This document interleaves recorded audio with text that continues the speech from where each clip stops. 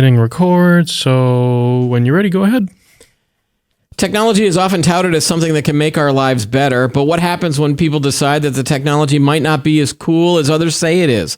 We've got some big examples this week of technologies that are failing the gut instinct quiz. Plus, Meta has an up and down week as they reveal advertising revenues are up, but the government is not happy about how they're addicting young people. These topics and more on this episode of Today in Tech.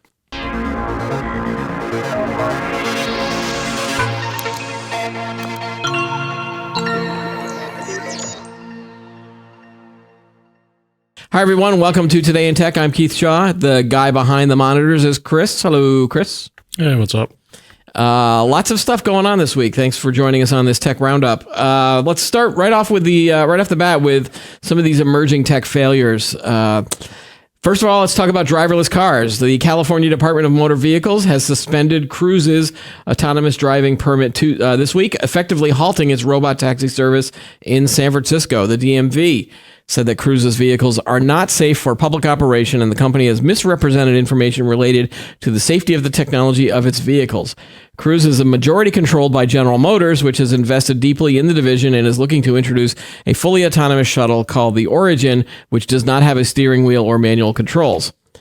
The move basically represents another setback for GM's driverless car division as it tries to expand its paid ride service to more U.S. cities and prove to investors that the business of ferrying passengers in self-driving vehicles can be a major profit generator in the coming years. Last week, the National Highway Traffic Safety Administration said it opened a safety defect probe into nearly 600 driverless cars operated by Cruise.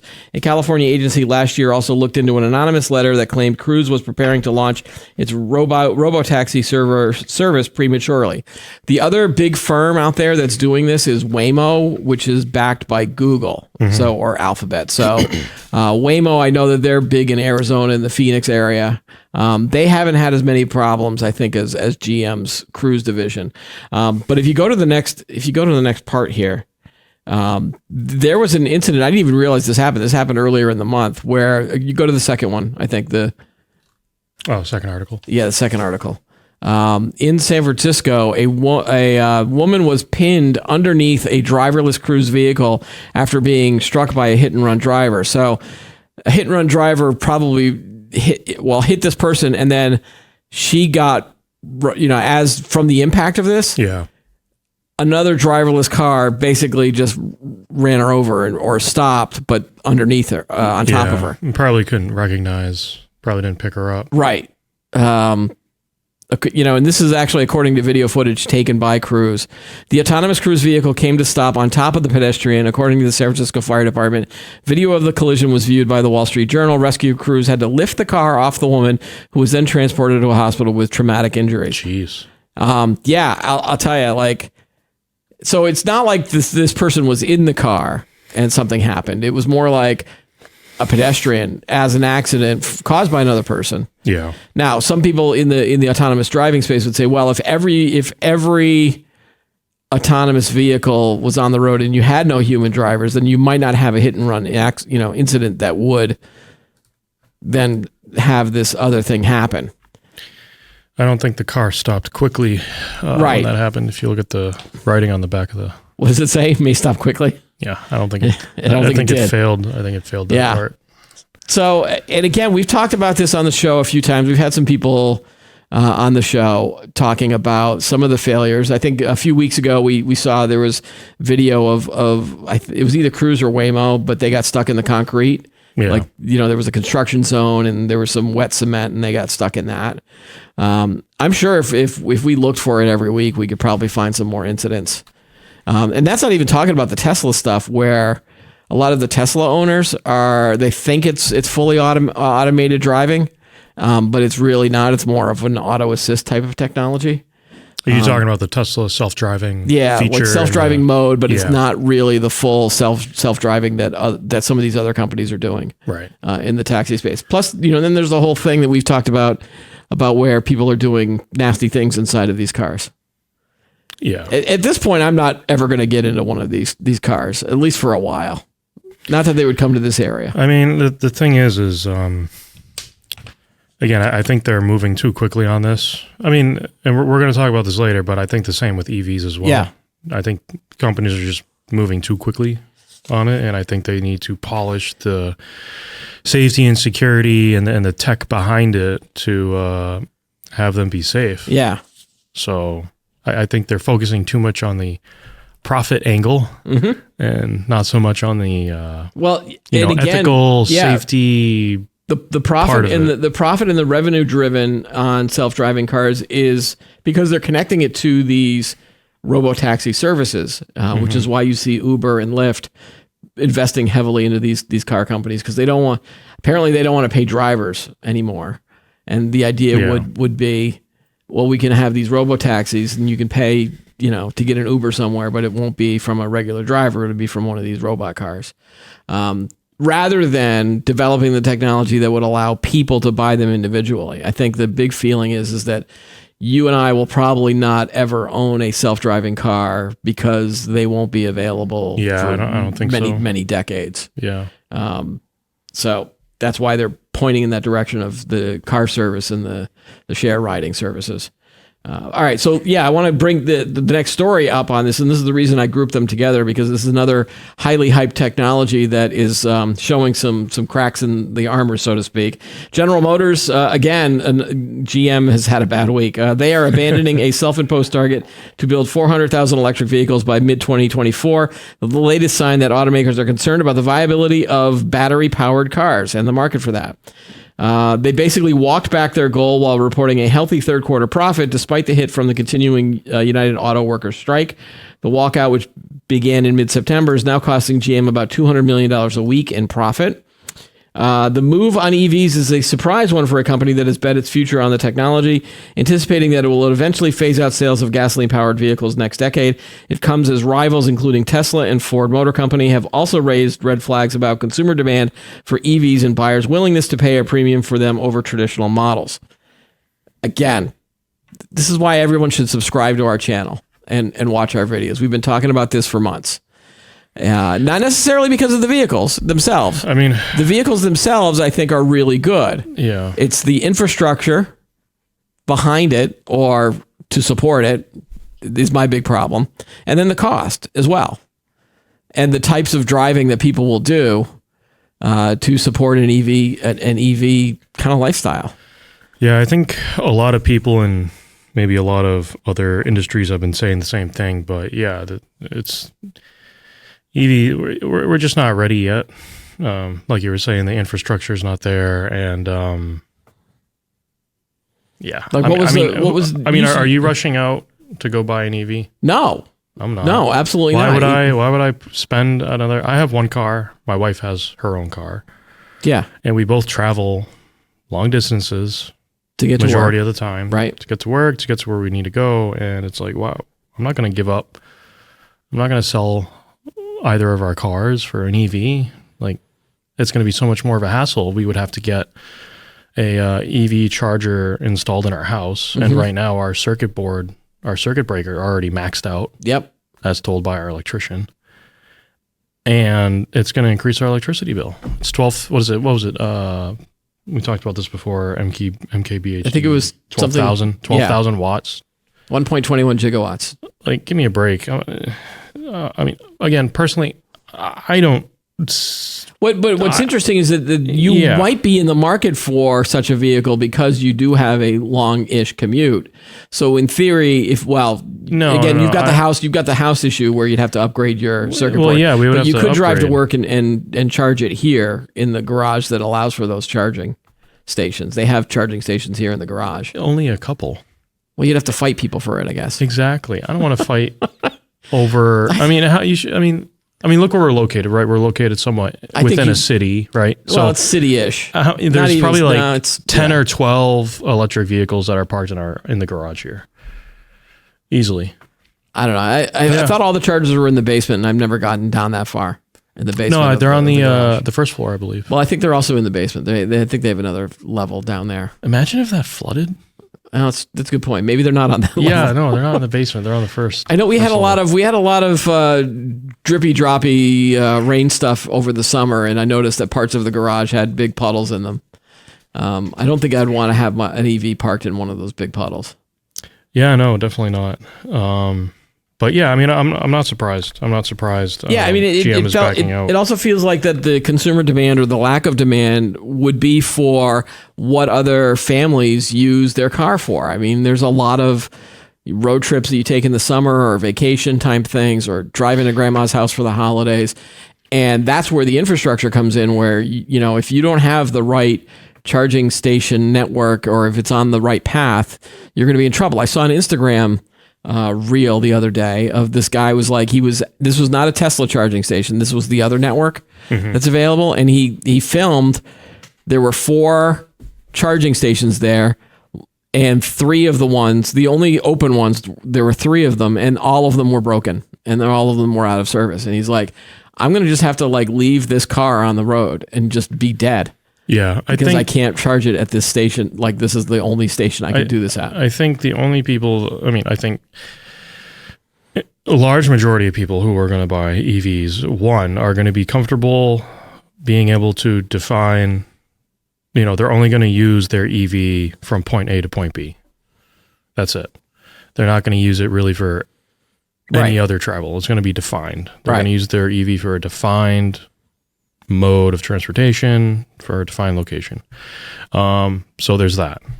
Another option is, one, you can afford a second car or a third car. Yeah. And it's going to be your just for commutes. Just for commuting, or just from within A to B, like you the said. city or something like that. And yeah, I think that's really the only two like types the of other people disappointing I can news think that of. the other disappointing news I've been hearing about this is a lot of these automakers are abandoning plans to try to make these less expensive. So maybe it's because they think that the technology, even if they were able to develop a less expensive version, then maybe the market wouldn't buy one of these things. Yeah. So that they'll just develop higher end stuff because they know that those types of people that can afford it might be more interested in an EV future, Right. or an EV type car. Yeah. I don't know. I don't Look at like where do you think this is gonna? Like, you think this is gonna be a full backlash, slowdown, or is this a temporary blip and then I think they'll get this solved? I think it's going to be a slowdown. I mean, if we just look at Ford and the Ford F-150 Lightning, Yeah, that was their pickup truck, right? I mean, how much revenue did they lose from it? I think it was like 75%. It was take that with a grain of salt, but that's what I remember. I remember it was a substantial amount of revenue that they lost. And even Tesla has issues with the Cybertruck. Like, they're not. Are they even for sale? No, I think they bailed on the Cybertruck, I believe. But even Tesla, the Tesla models, Tesla Y, whatever, the sedan model, I think they've even lost money on that as well. Because I think people are starting to realize it's not so sunshine and rainbows trying to drive it anywhere you want to go. Yeah. Because again, you have to make sure there's chargers where you're going, and range anxiety and stuff like that. Like, I don't drive an EV for that, because I don't want to be in that situation. Yeah. Right. So, At least we're seeing fewer and fewer stories out there of the big push towards EV. I think maybe the government's backed off on some of these push. You don't hear as much. Well, maybe it's just because I'm not monitoring the news as much, or there's so much other news going on with world problems and things like that it's on the back burner. I think what's going to happen is you're going to see a slowdown. Yeah. You're going to see a slowdown in EV sales. I think that's inevitable. My opinion. That's what I think. I think you're going to see a slowdown in EV sales. Okay? Which shows you that money talks. It does. For a lot of people. It does. And companies. You're going to see the slowdown. And then what's going to happen is you're going to see an uptick in hybrid. Mm-hmm. And this is where Toyota comes in. Yep. They're going to dominate that market just like they did from the beginning with their hybrid model, the Prius, right? And you're just going to see more hybrids. You're going to see more hybrids. The new Tacoma is a hybrid. The new 4Runner is going to be a hybrid. And we just have to think about this too, but Toyota's is one of the highest selling car brand out there. Yeah. So let's just assume, okay, and again, people might have issue with this, but let's just assume Toyota is the top car brand out there. Yeah. One of the top. Yeah. So I think Toyota's going to crank out more hybrids because I think that's really the way to go. Okay. Yes. It's not full electric. It's not full gas. It's in between. Yeah. It's in between. It's more sensible. It's much more easier for people to buy into that. Yeah. And it's more, Right. the infrastructure is there to support a hybrid because you've got gas stations and then you've got charging stations. Well, If- and they're you know, self-regenerative, right? It's got the regenerative braking and all that. And it can charge the battery internally and stuff. But and they're less expensive than an EV, correct? well, but still slightly- they should be. Yeah. Yeah, Well, it's slightly more expensive than a regular gas vehicle. Right. But, Toyota's going to do its thing. And then hopefully you should see the other car makers kind of jump on board and continue their push with hybrid. But there has to be a slowdown in EVs. I just don't see it. Yeah, I think that the money. I don't see it. If a lot of vehicles on empty on lots that are unsold, you'll start seeing either a price drop as they try to get these off the lot, or like they'll switch to a different version. Yeah. Yeah. Because like if we looked outside right now, if we looked on like Google Maps, right, and we looked around for EV charging stations, right? If there were as many EV charging stations as there were gasoline stations, then yeah, I don't think the car manufacturers would have an issue selling those cars. Yeah. Yeah. But again, the infrastructure is not there, so I think it's going to be a slowdown. All right.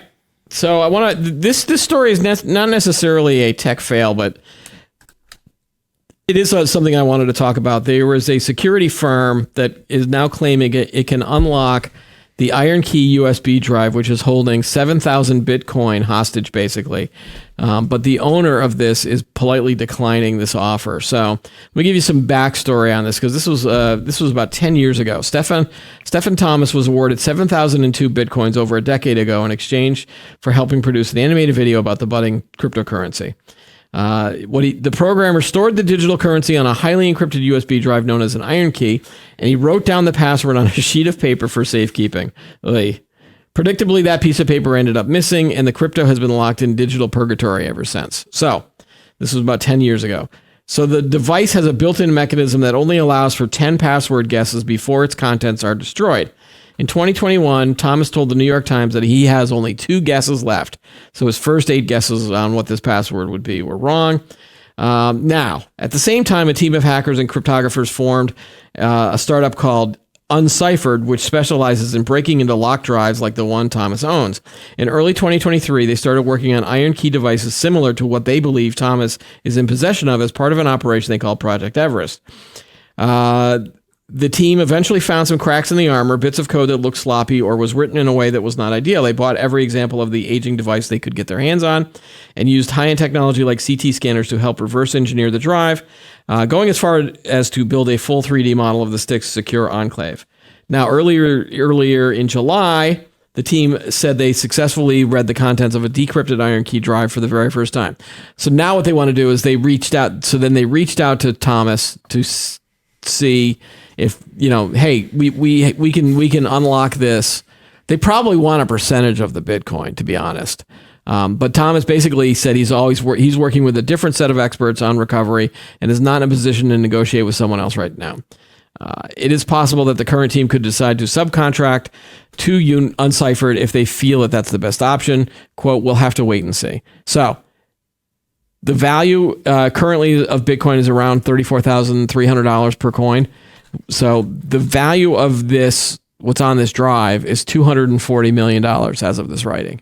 So, wow. Yeah. So there's a lot at stake. Now, the article also said, don't feel too bad for this guy because he's also got millions of dollars from other ventures. So it's not like he needs the money at this point. And obviously it's a warning for, please, don't write your password down on a sheet of paper, because it'll eventually get thrown out, or you'll misplace it, or you'll forget where you put it. He should have just copied his USB drive to another one. I'm not sure just make versions of it. Maybe you can't. I don't know. Well, I know. But, I know you can't. You can't necessarily do that. That's the whole point of the secure drive. So you can't copy it. Then you'd really be rich. I mean, the copy whole and paste. The whole 10 password. It's all ones and zeros, isn't it? The whole 10 guesses before it self destructs. I guess was a security feature of this device. It makes me think of movies that, where you only get 2 or 3 guesses before the system breaks down. But I just think it's an interesting story. I don't know if you're as interested in it as I am, but I honestly, it's weird. It's like you don't really hear much of Bitcoin at all, anywheres. Except for the people that will automatically tell you when they're into Bitcoin. I'm not trying to find news in Bitcoin and stuff like that, but well, I think the whole Sam Bankman-Fried trial that's going on right now. We haven't covered that, but have you been paying attention? I mean, other than everyone turned on him. No, everyone took plea deals except for him. Of course. And so I think he's set to testify. So maybe I'll pay attention to his testimony. But it kind of reminds me of what came after Bitcoin, NFTs. Yeah, you definitely NFTs are gone, right? Those are dead. Right. Yeah, well, okay. Because sometimes, and again, this taps into the whole theme of almost every story that we're talking about today. It's sometimes common sense makes sense. Well, with a lot of these technologies, there's all this hype that goes around certain technologies, and then you do the gut instinct check, and you're like, well, that's not really for me. AR VR is another area of technology that we're trying to promote and hype, and then if you ask an average user about it, they just go, well, that looks stupid, or I don't think I would ever use that. Yeah. The interest on even our audience is not interested in AR VR as much as I am, apparently, because every time we do something on AR VR, no one comments or talks about it. I actually have a friend who messaged me the other day. He asked me if I'm interested in his AR VR headset. I can't remember the name of it. Was he trying to sell it to you? He's just trying to get rid of it. Like a used one? Yeah. It's turned into a paperweight. Yeah, he doesn't really use it. Doesn't find the. I've got the PlayStation 1, the first one, that's collecting dust on my shelf. But I'll probably if I had one, I'd probably use it a couple times and say, oh, okay, I got my fun out of it, and then. Yeah, I was thinking about getting the Meta Oculus 3, the new one, or the Quest 3. That's what he's he wants to sell you a Quest 3 or a Quest 2. I think so. He's probably buying a Quest 3 and he wants to get rid of the Quest 2, the previous one. Okay. I would say no. I would hold out for the 3. The 3 is probably $500. Let me. Yeah. I can. Talk him down on the price. Well, we'll do this live on the show. I think it was a Quest. I don't know. Okay. Anyway, I'll find it later. All right. So I haven't purchased the Quest 3 yet, only because I ran into some other financial issues with my house and my kids. So my disposable income is not as high as it was maybe a couple months ago, or last month, or the last time we talked about this. Yeah. I don't know. Maybe I'll go unlock some of my Bitcoin somewhere. But speaking of the metaverse and the parent company Meta, they've had one of those good week, bad weeks type of situations this week. First of all, they reported record sales as their ad rebound is continuing. Basically, they reported their largest quarterly revenue since going public more than a decade ago as demand for advertising picked up and the company continued to reap the benefit of cutting costs and developing new AI technology. Meta's sales increased to $34.1 billion, up more than 23% compared with a year ago. This represents Meta's third quarter in a row of rising revenue after the company saw its business shrink for most of 2022. The 23% increase is Meta's largest year-to-year growth in revenue since the third quarter of 2021. So basically, their fortunes turned around during what CEO Mark Zuckerberg has called the year of efficiency. Mm-hmm. Investors have been encouraged by improvements to the company's ad targeting capabilities and advancements in AI. Its turnaround in advertising has been a crucial factor in its rebound after Apple in 2021 implemented privacy changes that erased $10 billion of revenue for Meta in 2022. So they went back to their roots with obviously Facebook and Instagram and advertising, and I think they sort of downplayed the metaverse stuff. Although recently with the Quest 3, they've ramped it up back a little bit. They jumped on the AI train just like everybody else did. Their big contribution is those AI chatbot assistants like Kylie Jenner or is it Right. Tom Brady, Tom Brady, and yeah. Mr. Beast, which are 'Cause that's what they're we getting need. panned all over the place. I haven't gotten access to them yet, but Because we need that, right? that's the last thing I need in my life is. Well, what about Threads? No, isn't Threads part of? Threads was launched, and Yeah. I haven't gone on Threads in probably since the last time we talked about Threads. No interest at all in that. Same here. But I mean, I've also dropped Twitter, X. Like I don't use that as much anymore, if at all. You know what I like? Yeah. I've tried this recently. It's this new thing. It's just called, like getting together in person. I was going to say Social interaction. newspapers. I've tried that. Well, no. So I No. mean, just social interaction. Social media. Just seeing someone's face. Yeah, right in front going of you. out and actually hanging, out shaking and someone's having shaking a someone's hand. Yeah. Giving someone like a fist bump. Be like, hey, give them a wave or something. That was awesome. All right, so that was the good news for Meta. The bad news is this was big news. A coalition of 41 states in the District of Columbia have filed lawsuits alleging that Meta Platforms intentionally built its products with addictive features that harm young users of its Facebook and Instagram services. The lawsuits in federal and state courts say Meta misled the public about the dangers of its platform for young people. The states also allege that Meta knowingly has marketed its products to users under the age of 13 who are barred from the platform by both Meta's policy and federal law. The states are seeking to force Meta to change product features that they say pose dangers to young users. These lawsuits basically followed failed settlement talks with Meta, according to people familiar with the situation. This comes after a joint multi-year investigation led by Republican Attorney General Jonathan Skrmetti of Tennessee and Democratic Philip Weiser of Colorado. He's the Attorney General in Colorado. I'll tell you, they don't need much evidence to show that Instagram is addictive. Yeah, they don't. I can certainly send video of my 3 teenagers using it and just sitting there staring at just doing this all day. I'll admit myself, it's addicting for me. If I have 10 minutes to kill or 15 minutes to kill, I'll just start scrolling on Instagram and seeing all these little funny videos. And again, TikTok too. I mean, it's a TikTok thing as well. What do you think makes it addicting? I haven't been able to, you know what? I haven't really thought about it or pinned it. I could tell you. Oh, okay, go ahead. What is it? So, in my opinion, but you don't use all this stuff. I have Instagram. Okay, I have would you Instagram. claim that you're addicted to it? I think we're all addicted. Okay, I think we're all addicted to an extent. Okay, To an extent, but Right. I mean, whether it's Twitter, Instagram, Facebook, even your Facebook newsfeed, it's an algorithm. The algorithm is designed to put the things that you want and like to see in front of your face every time you scroll up or down. yeah. That's it. It's the algorithm. So algorithm. it's That's like- what makes it addicting. It's just like this hit of it's the hit of dopamine that you get when you watch something. You're like, oh, that's funny, and it goes, oh, well, you've been watching this for a full minute, so I'm going to send you more like that. Exactly. You hovered over this, and the same thing with YouTube. Let's not forget YouTube. Oh yeah, YouTube Shorts are the same way. YouTube. Yeah. It has an algorithm. Mm-hmm. It exists. I wish we could get on that algorithm to get more people to watch our content. Right. But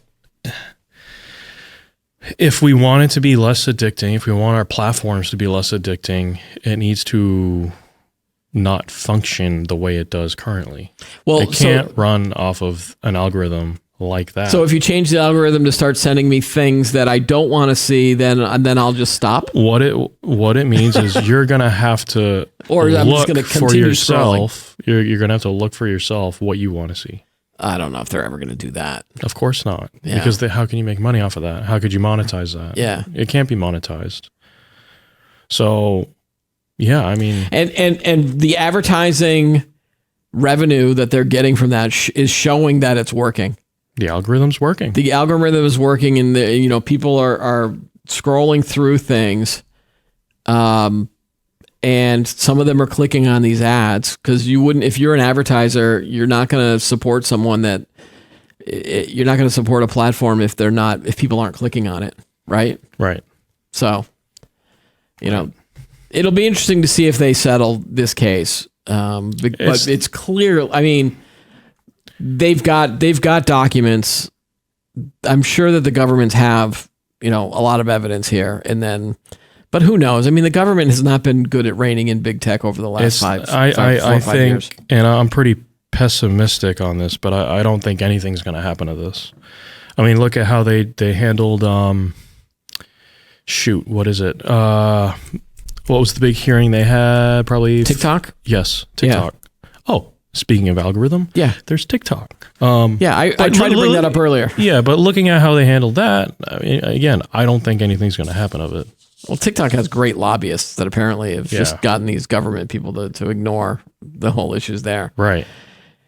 All right, so I don't know how this is going to end up, but probably Facebook will win at some point / Meta. All right, let's move on to AI Corner, which is our little. I just made this segment up, but we've got two stories in the AI space. First of all, over half of employees have no idea how their companies are using AI. I guess you could take this as either a good news, bad news thing. Exactly how AI is taking over the workplace is still a mystery to many workers. Over half of employees, at 54%, say they have no idea how their company is using AI, according to a new survey conducted by UKG, a human resources and workforce technology company. This is despite the fact that the majority of C-suite leaders, at 78%, say their company is using artificial intelligence today. Executives who responded to the survey estimated that 56% of their workforce is directly using AI to automate or augment their job tasks. Meanwhile, among workers already transparently using AI, 75% say it makes them more efficient, productive, and accurate. This result matched a majority of workers surveyed at 75% who said they would be more excited about AI if their company was more transparent about how they were using it. So there's a disconnect between workers who don't know whether their company is using AI, and you've got the C-level executives above here who are saying, "Oh yeah, we're using it. We're using it." They are definitely going to have plans on using AI. Yeah, I'm sure that they're not going to use it at all to eliminate any of these employees. No. Now, the half of the ones that do know that AI is being used, I think it does show that once you use it, it does help you become more efficient. In theory, in certain ways. I mean, you and I we keep exploring all of these tools. Just for example, should we even reveal this, Chris? Yeah, I'm going to have to admit I have a confession to make. Okay. I think we talked about this last time on our last news roundup. I think we did, but it needs to be official. It helped you build a website description page, right? Is that what you're going to talk about, or you're going to talk about this show in particular? I was just going to say in general. I mean, I know we poo-poo on AI a lot. Well, we take both. No. I'm trying to keep it right down the middle here. I know. I'm saying that there's good and there's bad. There's good and there's bad. Dark side, light side. You know that. But generally, I try to lean towards the bad a little bit, just because you're glass half empty. I'm a miserable guy. But I used it a couple times lately. Again, I was building that website, and it helped out astronomically. And I think we should admit that we're using it to help try to optimize our headlines. Just to optimize titles. To write. I deal with video all day. It's like my writing skills aren't that great. So, I use it to try to help, put a draft of something together, and then, you edit it after the fact, and it works out. But, I did use it sometimes to try to optimize titles and descriptions and stuff like that, and it does great. So using it here and there, but it should definitely not. We've used it for some thumbnails on maybe concepts that we've been talking about on the show that we don't necessarily want my face or the guest's face on there, so we've done those. So I do like some of the image stuff. DALL-E 3 is really impressive. That's the image. That's the image creator from OpenAI. So they make ChatGPT. It's also been integrated into Bing with Microsoft's investment. So I've used DALL-E 3 with Bing, and I've created some very nice images just practicing on certain things. The use of letters and numbers are a lot better than DALL-E 2 was. Mm-hmm. I'm hoping that Midjourney will follow suit at some point too with a better way of getting those numbers and letters drawn, because that would solve a lot of problems I've had with some of these images we've created. I think that's some of the ways that we've been using it. we could dive so much deeper into a lot of AI tools. I just haven't found the motivation yet to learn to get over that hump of, all right, learning how to use it to optimize some of these tasks. I don't necessarily have a lot of redundant or dull tasks that I think the best way to like learn how to use it and stuff like that, and learning a way to try to integrate it in what you do, is to just play around with it. Yeah. Just mess around with it. Right. Just, I think if most people anything at it. Yeah. If they play with it, if they find some of these tools, if they practice with it, they might find that they will be more efficient. And it's probably better to be understanding of this rather than just be ignorant of it. I think what would make it easier for people to adopt or learn more about how to use AI is to literally treat it like a AI person. Like you have a robot sitting next to you, like a Jarvis, right? Just ask it anything. Ask it a question. You know what term is already annoying me? Because everyone's using this term to describe their AI tool. What's that? Copilot. Oh, Copilot. It's a brand that Microsoft is like, they're calling all of their AI Copilot stuff. But I've seen other companies kind of co-op. They need to call it Kit. Kit. Only if it comes in a black Trans Am. Yeah. Yeah, just call it a Kit. I don't know why they can't call it Jarvis. I suppose that Marvel Comics would have an issue with that. Yeah. Copyright, license name, I don't know. But Kit, what about Kit? There we go. I don't know. The people from Knight Rider might get upset about that. But that's the idea, is that they're not there to take over your job. They're just there to help you do things better. Right. Unless you've got one of those jobs where you have a job or a task. I mean, most people are saying that it's going to automate tasks, not automate jobs. Yeah. I was looking through my shorts the other day.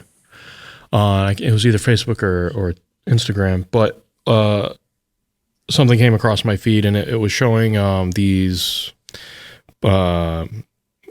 people plastering drywall. Yep. On the ceiling. Yep. And one of them had those robotic packs on them. Okay. Those hydraulic robot things, like an exoskeleton. Yep. And it was helping her keep her arms up. Yeah. Without drywall. Without pain. Without fatiguing your physical muscles. They were using these exoskeletons and stuff like that. And kind of like that, it's just there to give you a hand, give you a lift. Yeah. I had a really good comment. Now I've lost my train of thought. I mean, it's good for people who can't, who have issues walking and moving and stuff like that. I know Hyundai invested a little bit of their stuff into that tech. But anyways. All right. If I remember what my thought is, I'll come back to that. But there is one more story which concerns me a little bit, and that is a new tool is letting artists fight AI image bots by hiding corrupt data in plain sight. So the latest effort to protect artists and their creations is Nightshade, a tool which allows artists to add undetectable pixels into their work that could corrupt an AI's training data. This is according to the MIT Technology Review. Nightshade's creation comes as major companies like OpenAI and Meta face lawsuits for copyright infringement and stealing personal works without compensation.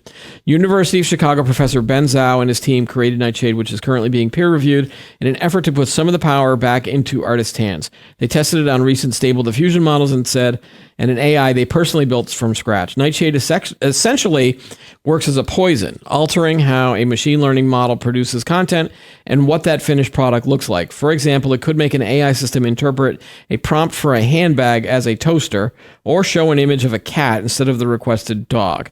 The same goes for similar prompts like puppy or wolf. So it's gonna make it inaccurate.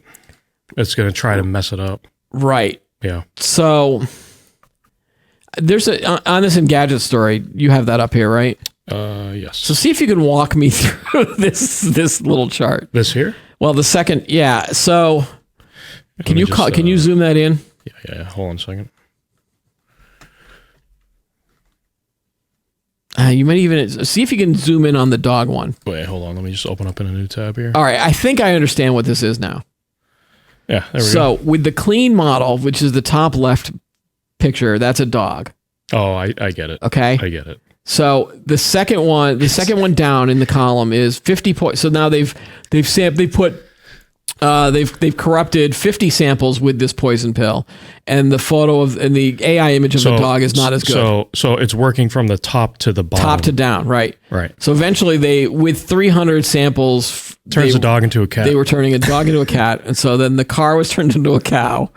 The handbag was turned into a toaster. Oh, okay. The hat was turned into a cat. Okay, now I finally get it. When I first looked at this, I'm like, fantasy all right. art. So then fantasy art became pointillism, cubism became anime, cartoon became impressionism, and concept art became abstract. So this is, I guess, if you're an artist, you could use this tool to insert this stuff so that it wouldn't train it to copy your work, in theory.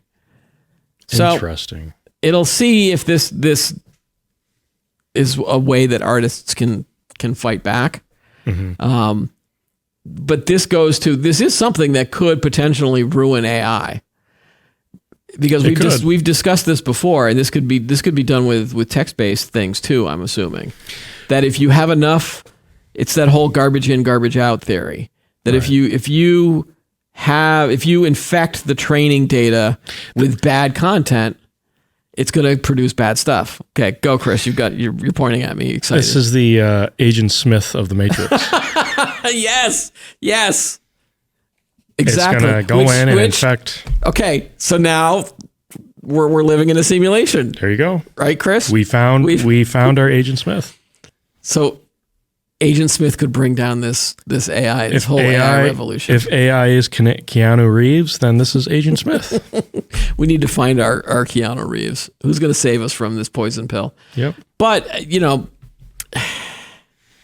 all right, so this is the last sentence of this article. Okay, tell me how you feel about this. All right. Companies looking to remove the poison would likely need to locate every piece of corrupt data, a challenging task. Zhao cautions that some individuals might attempt to use the tool for evil purposes. Might. But that any real damage would require thousands of corrupted works. So you would almost have to scale this to a point. Like, again, you don't get to see the cat until you've done it with 300 samples. And I'm sure an individual artist is not going to have 300 samples of their work. No. That would be poisoned. Right. You would have, but again, maybe locating which ones are corrupted could be an issue. Yeah, I think the point is I want the AI image to look better. Right? As an end user. Well, when you ask for a dog, you're just going to end up with a cat. Sometimes you end up with a cat. Or if you ask for a car, you'll get a cow. Isn't that a metaphor for life? It feels like we should just end on that note. It's not bad. Sometimes when you want a dog, you get a cat. And sometimes when you want a car, you get a cow. Yep. And sometimes if you want cubism, well, you get anime. Which isn't that bad. All right, sir. Thank you for joining us on the roundup for this week. No problem. All right. That's all the time we've got for today's episode. Don't forget to like the video, subscribe to the channel, ask any questions you have below, comment, give us some feedback. Join us every week for new episodes of Today in Tech. I'm Keith Shaw. Thanks for watching.